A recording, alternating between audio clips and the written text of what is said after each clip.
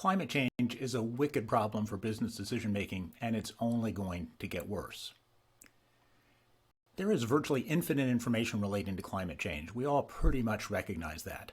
But actionable business knowledge, not so much.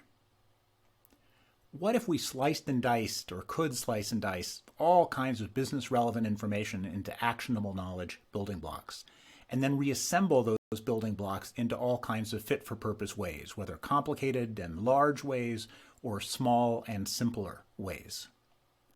That's what the Climate Web is all about, and that's why we started building the Climate Web 10 years ago. Today, it's the closest thing to a collective business intelligence for climate change.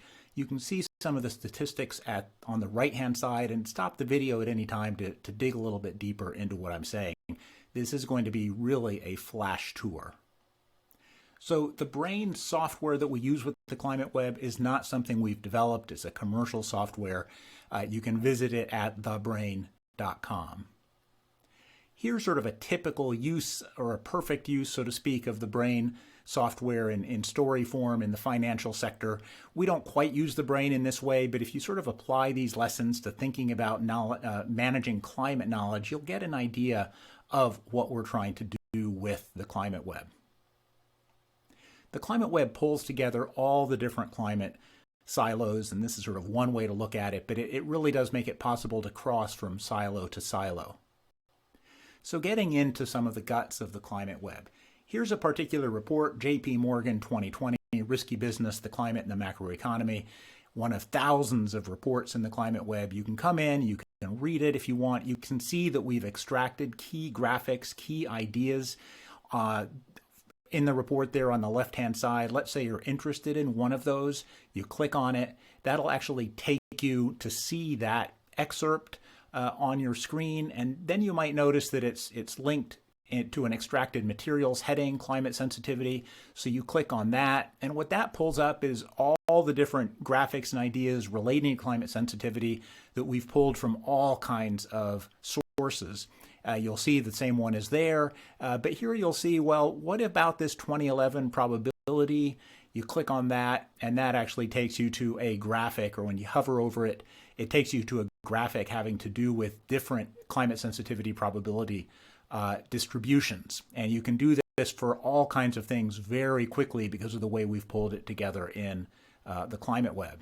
Now, it's not just that report, of course, it's thousands. So there's the 2015 Sir David King's Climate Change and Risk Assessment. You can dig into most of its key points and ideas here. You can even come here and see all of its key graphics in one place. And it has a lot of great graphics. Or you can get into the psychology of climate change literature through George Marshall's Don't Even Think About It book.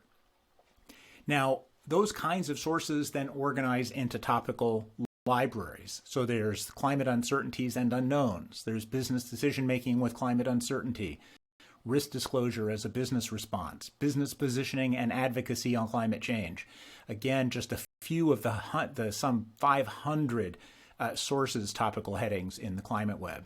You can do the same thing for news and opinion, in this case, accelerating, worsening climate change. You can hover over any of these thoughts, and the URL will open up right there in the Climate Web for you to read across all kinds of topics. Again, hundreds of news and opinion headings that you can simply easily click to.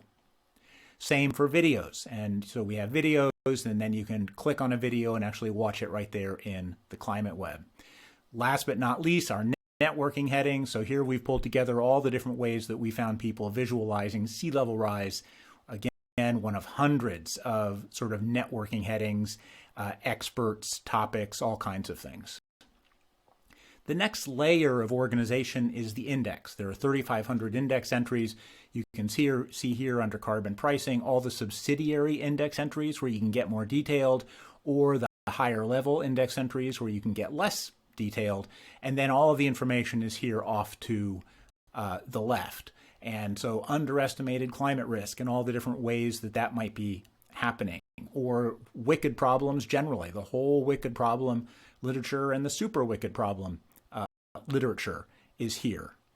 Then the next level is saying, okay, for different topics, for different audiences, audiences, how can we facilitate access? So for business impacts headings, these are all the topical headings from sources to news and opinion to videos to networks to extracted materials that might make it easiest for you to dig into the topic. If you're in the electric sector, what are the headings that you want to be able to track?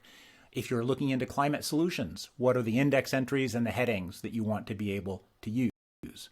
If you're looking into low carbon transition, again, the same thing. Or if you're coming at this from a law and litigation perspective, or in this case for an audience, if you're a company CEO, what are the aspects of this issue that you ought to be tracking, as opposed to risk managers in your same company, as opposed to climate change managers in your same company? There's certainly overlap here, but it's not all the same information, not all the same headings. Most advanced is our dashboards. So here we pull together index entries, headings, actual sources, actual news and opinion pieces, websites, videos. We get pretty granular, and in a small amount of time, you can come up to speed on what is a complicated topic. In this case, sort of Business Climate Risk Overview 101, or Climate Engineering 101, or Sea Level Rise as a real estate risk, which is a more advanced topic, 303, Internal Carbon Pricing, a 202 level review, or Carbon Pricing for a 2-degree scenario, again, a 202 level review, Greenhouse Gas Emissions as a business risk, a complicated topic. But here's where you can come up to speed on it. Here we've pulled together dozens of questions and answers relating to the social cost of carbon to really allow you to dig in, should you need to, dig into the guts of that topic. We've even done things like pulled together who said what when. This is for the oil sector and climate change, going all the way back to 1957 and Exxon, all the way up to Redbird issues a downgrade in 2019, and there's more up-to-date stuff there as well. This just, again, though, scratches the surface of the who said what when dashboards in the Climate Web. Another layer has to do with what we call insights pages. So here we pulled together pros, graphics, and other things to really provide an explanation. So you don't have to dig into it yourself. We try and lay it out. Expected change versus risk. Small changes in probabilities can radically change the economics of extreme events. What would risk-averse sea level rise estimates look like? Risk and changing probabilities of climate outcomes. The forecasting challenge, understanding how to really interpret climate forecasts and models. Carbon offsets round 2, which is currently underway. What's the most likely level of climate change given current trends?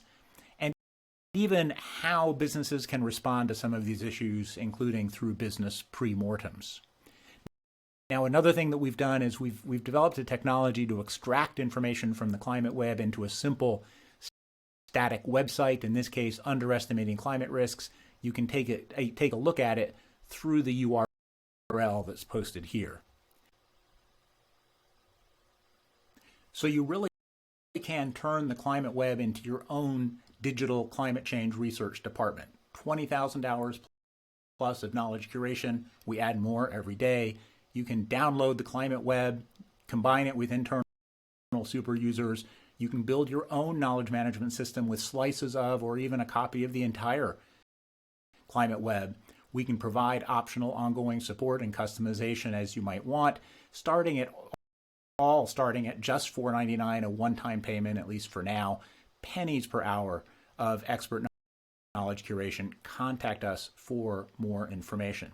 If you want to better understand the Climate Web, theclimateweb.climatesites.net is another one of these static websites extracting material from the Climate Web that allows you to go into a lot more detail of what I've provided here in a very quick overview. And if you want to think about turning your entire team into climate knowledge Jedis, our Your Climate PhD and Your Climate MBA are amazing ways of making it possible for anyone in your organization to access whatever they might want to need at any given time. Thanks for watching.